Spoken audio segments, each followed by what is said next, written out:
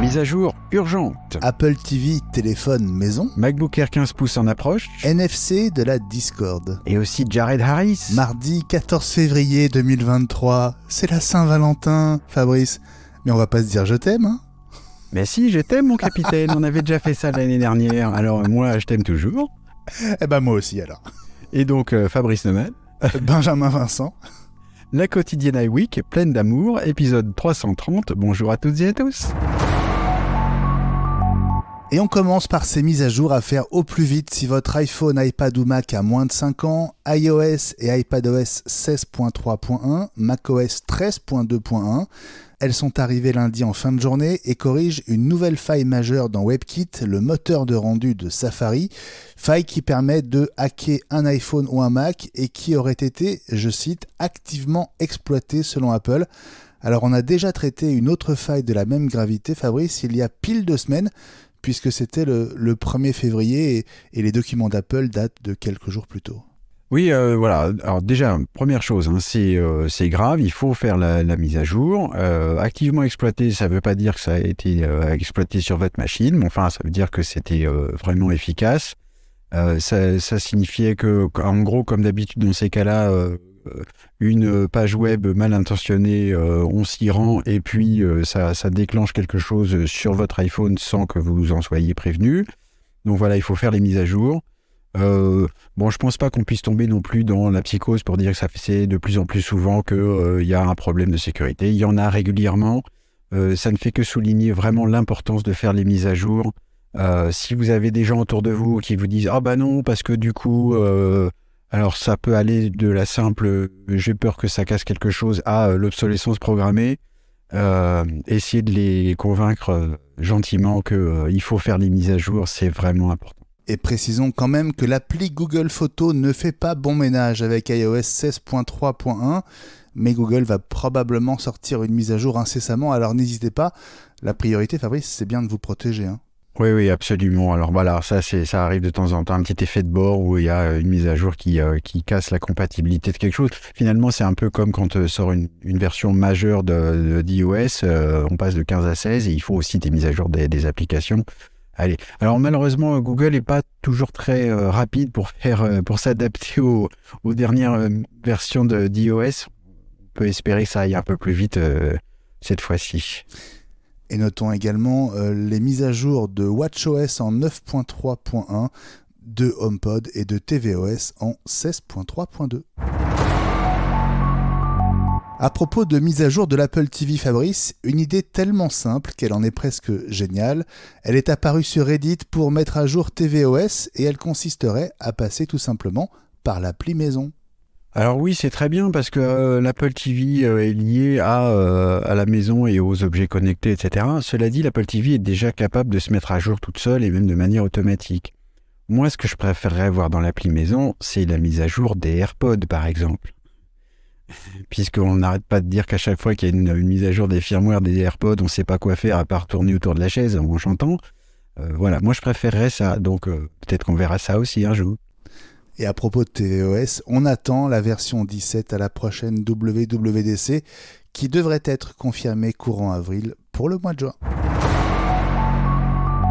Une version 15 pouces pour les 15 ans du MacBook Air qu'on a fêté le mois dernier. Ross Young, qui mi-décembre avait relancé cette rumeur récurrente depuis 2 ans, en remet une couche autour de ce MacBook Air dont l'écran ferait en réalité un peu plus que 15 pouces, 15,5 ou 15,2. Il serait annoncé tout début avril et Mark Gurman, lui aussi mise sur le printemps. La production des écrans, en tout cas, aurait commencé, Fabrice. Ce serait une super machine quand même. Alors, je pense que c'est aussi mes yeux qui vieillissent un peu qui parlent, et donc avoir un plus grand écran, ça m'intéresse. Mais je pense que ça existe comme ça des équivalents MacBook Air, c'est-à-dire des portables très fins, mais avec un plus grand écran que le 13 pouces habituel, existe dans le monde PC depuis des années. Dell fait ça très bien, et c'est vraiment un chouette compromis entre un écran plus grand et conserver une portabilité optimale. J'espère vraiment qu'on va le voir bientôt, ce serait vraiment bien, et puis que ça permettrait peut-être, allez rêvons, que Apple vire de son catalogue le MacBook Pro 13 pouces qui nous ennuie. Ce mardi n'est pas un jour anodin. Il pourrait coûter 40 milliards de dollars à Apple en Europe. Le sujet, c'est Apple Pay et l'accusation faite à Apple d'empêcher ses concurrents d'accéder au NFC des iPhones, Fabrice. J'ai vraiment du mal à comprendre ça. Pourquoi, là pour le coup, Apple crée quelque chose, propose un système, et puis si on n'est pas d'accord avec ça, eh ben, il faut du coup aller, je sais pas, sur un autre système. C'est comme on demande pas à Visa d'ouvrir son réseau à Mastercard. Et donc je comprends pas en fait pourquoi ça se passe comme ça. On sait que la puce NFC des iPhones est donc plus fermée. C'est pour ça que par exemple à Paris, on peut pas encore, ça va pas tarder, passer les portiques du métro avec son iPhone. On peut le faire avec les Android. Bon, j'ai hâte de voir ça parce que sur le fond, je comprends pas pourquoi, là pour le coup, pourquoi on embête Apple.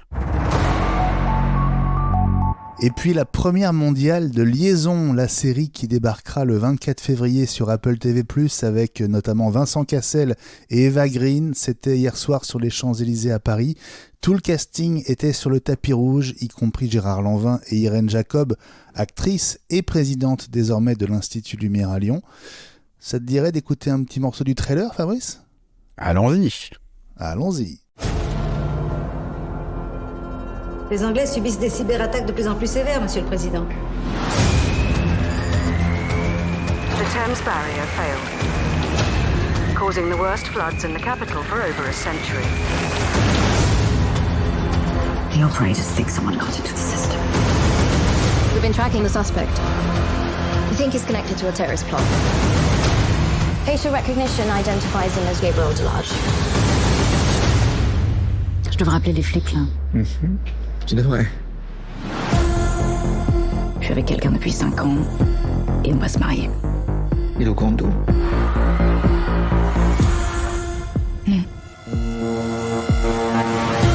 C'est le plan d'attaque.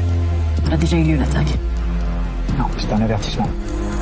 Tant qu'il n'y a pas de revendication, pour moi, c'est pas fini. And you trust this man? After what you did to him?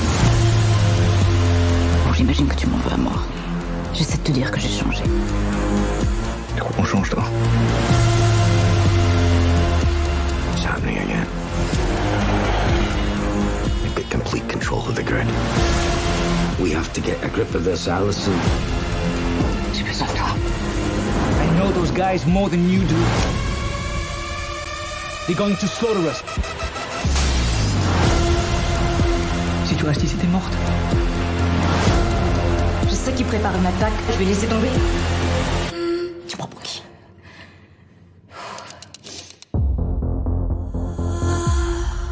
Alors au scénario, on retrouve Virginie Braque qui avait signé Engrenage en France et à la réalisation, Stephen Hopkins à qui on doit la série 24 heures chrono quand même. Ça promet pour ce thriller d'espionnage qui explore la manière dont nos erreurs passées ont la capacité de saboter l'avenir. Voilà, c'est à partir du 24 février et on attendra impatiemment chaque vendredi jusqu'au 31 mars, Fabrice. Absolument. Alors, et puis moi j'aimerais rajouter que dans le trailer, on voit très très rapidement un autre acteur que j'adore qui s'appelle Jared Harris, qui joue Harry Seldon dans Fondation et que moi j'avais découvert dans une série qui est une de mes favorites, Fringe, il y a plusieurs années de ça. J'adore cet acteur, donc il est dedans en plus, donc j'ai hâte. La quotidienne iWeek revient demain.